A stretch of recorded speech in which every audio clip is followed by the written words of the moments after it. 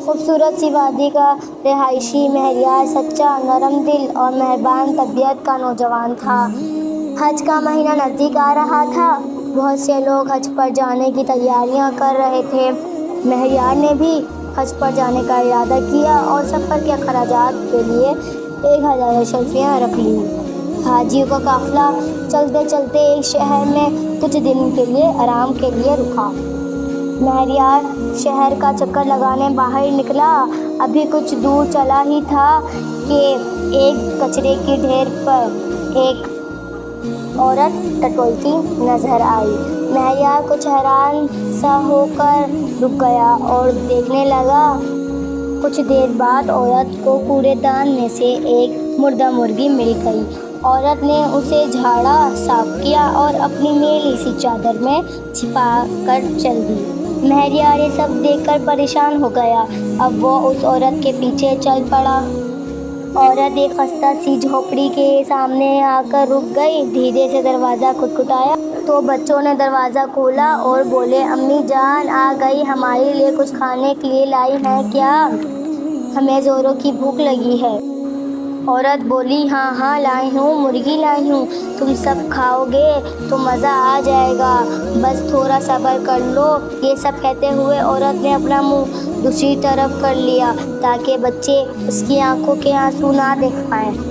महरियार ने ये सब देखा तो उसका दिल तड़प उठा। वो औरत के पास आया और बोला, मोहतरमा, मेरे पास आपकी अमानत काफ़ी अरसे से पड़ी है, बराए मेहरबानी आप उसे ले लें। यह कहकर उसने तमाम अशरफियाँ औरत के सामने रख दी।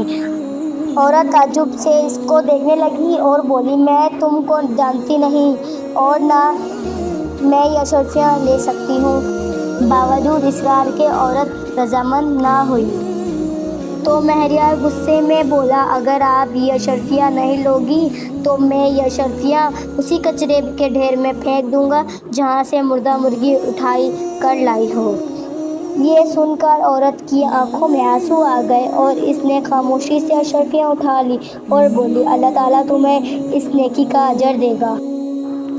दूसरे दिन जब महरियार सराय से बाहर निकल ही रहा था तो एक ऊँटनी सवार महरियार के करीब आया और बोला, मैं हज के लिए जा रहा हूँ, चाहता हूँ कि कोई साथी हो जो मेरे सफ़र के कामों में मेरा हाथ बटा सके।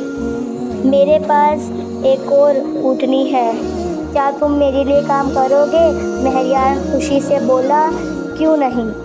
और वो दोनों हज के लिए रवाना हो गए। हज से फारिग होकर ऊँटनी सवार ने महरियार का शुक्रिया अदा किया और 10,000 अशरफियाँ उसकी जेब में डाल दी। महरियार बोला, ये काम इतना बड़ा नहीं था कि आप मुझे 10,000 अशरफियाँ दें। ऊँटनी सवार ने कहा, ये तुम्हारी मजदूरी नहीं बल्कि तुम्हारी अमानत है जो मेरे पास पड़ी थी।